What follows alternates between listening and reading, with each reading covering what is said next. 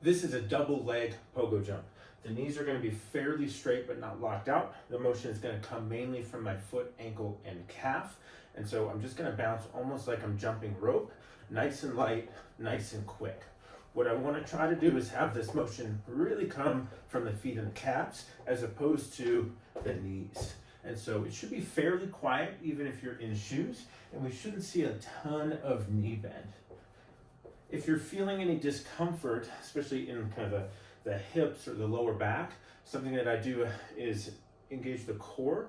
So I have kind of an exhale drill or a bunch of videos on how to do that, but take a big inhale, exhale, feel light engagement here, not 100% because I still want to move fluid, but a little awareness of the core abdominal muscles turning on, and then a little bit of a glute squeeze, and then I'm going to work kind of right in there trying to maintain those.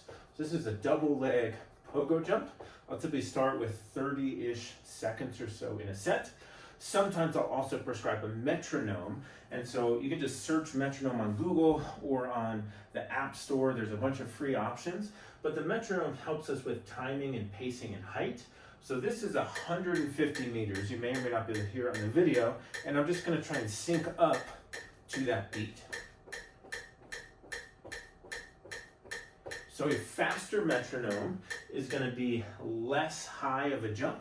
As that metronome slows down, I typically have to jump higher. So this is 135.